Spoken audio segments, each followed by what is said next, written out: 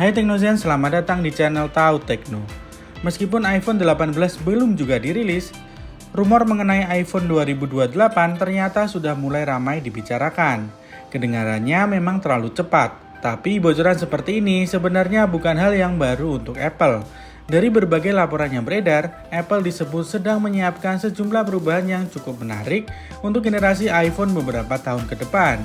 Lalu apa aja yang berubah? Benarkah Apple akan menghadirkan layar tanpa lubang kamera depan dan memakai chip yang super efisien? Biar kamu nggak bertanya-tanya, yuk tonton video ini sampai habis ya.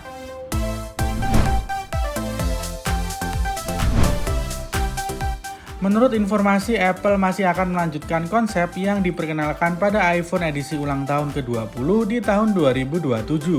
Model tersebut disebut-sebut akan menggunakan layar melengkung di keempat sisinya. Dengan begitu, bagian depan ponsel ini terlihat hampir tanpa bingkai. Namun, sejumlah laporan menyebutkan desain pertama ini masih memiliki beberapa kekurangan.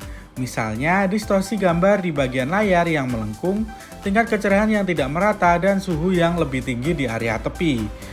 Nah, disinilah iPhone 2028 akan menjadi penyempurna. Apple dikabarkan akan mengganti material lapisan layar menggunakan teknologi katoda berbahan indium zinc oxide atau IZO. Material ini lebih transparan dibanding teknologi sebelumnya sehingga mampu menghasilkan tampilan yang lebih jernih, lebih terang, dan mengurangi distorsi di bagian layar lengkung. Selain itu, Apple juga menjawab impian banyak pengguna terkait layar tanpa lubang. Saat ini kita masih mengenal Dynamic Island sebagai tempat kamera depan dan sensor Face ID. Fitur ini memang cukup pintar dan fungsional, tetapi banyak yang menyayangkan karena sebagian layar menjadi tertutup. Apple sebenarnya sudah lama berusaha memindahkan kamera depan dan sistem Face ID ke bawah layar. Masalahnya, teknologi tersebut masih belum sempurna.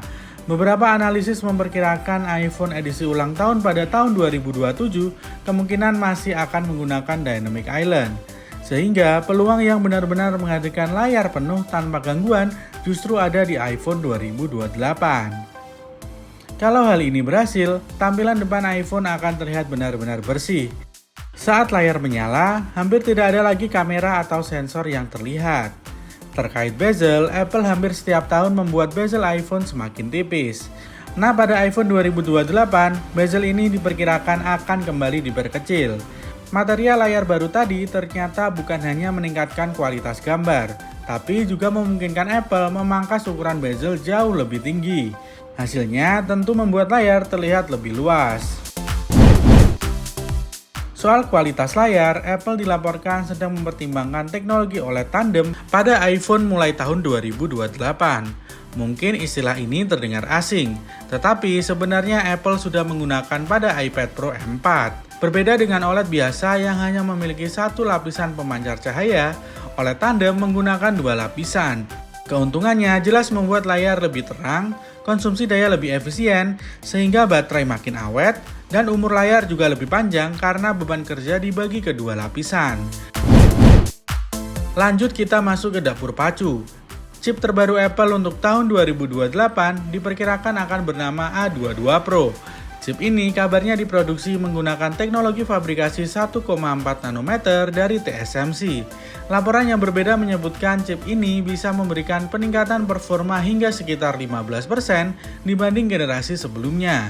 Atau jika performanya sama, konsumsi dayanya bisa turun hingga 30%. Bagi pencinta fotografi, Apple dikabarkan sedang menguji kamera telefoto periskop dengan resolusi 200 megapiksel. Yap, kalian tidak salah dengar.